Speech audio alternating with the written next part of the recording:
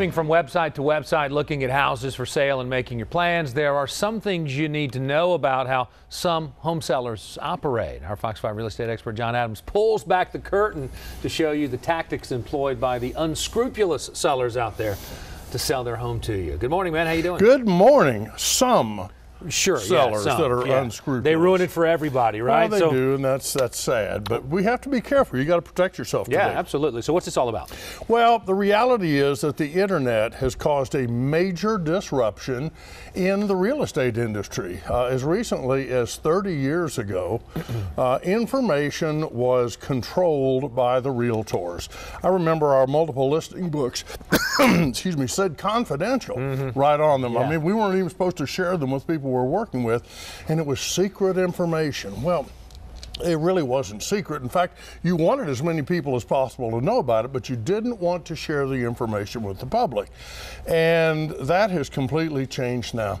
The reality is that when one group controls a flow of information, there are benefits and there are disadvantages. The benefit is they can control that flow of information, and for better or for worse, the realtors did a pretty good job of policing themselves. They have a strict code of ethics, and they're governed by, in Georgia, for example, the Georgia Real Estate Commission. So they have an obligation to be honest and straightforward. Things have changed. Yeah. Today, many home sellers, at least initially, try to sell their home themselves, and I don't blame them. You got time to do it, and you don't mind. Set up a site on Zillow, set up a site on Weebly or one of these other easy-to-use programs, and you're in business. But my concern is that sometimes some of these sellers take liberties with the truth. Sure.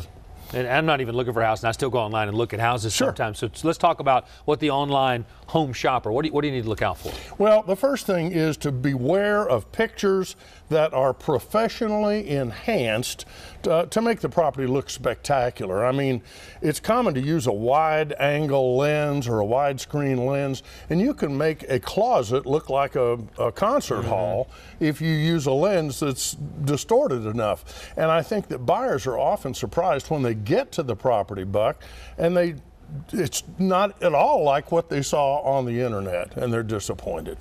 All right, is that illegal that you not share that information, or that you doctor those photos? Well, these kinds of things? No, it's no more illegal than Miller saying that Miller Lite tastes great and it's less filling. Well, I don't know whether it is or not, but it sounds good. It's an advertising slogan. That's called puffery. And it is legal. In my opinion, it's unethical. But some of these online sellers will use Photoshop. There's actually a program now, or a number of them, where you send them pictures of your empty rooms. They will stage them with beautiful furniture, put spectacular, they'll paint the walls. Right. They'll make it look like it's not. And that's just unethical in my opinion. All right, so what's the bottom line? How do we protect ourselves from this? Well, I think the answer is to not get too attached to any single property while you're online shopping. The second thing I'd like you to do is find a good realtor, at least they subscribe to a code of ethics, and consider a buyer's broker that will represent you and not the seller. And then finally, try to be patient in your search for a home. That might be the hardest one. Well, it is, but what can I say? All right, well, good advice as always, John. And John's going to be here for the next hour to answer all of your real estate questions on our Fox 5 Atlanta Facebook page, so you definitely want to take advantage of that. Thanks, man. All right, checking in now on Operation Max. Sharon? Sure will. Thank you, Buck. And here you go, Max. Well, the learning never stops for him. And yesterday, he got a chance to experience what it's like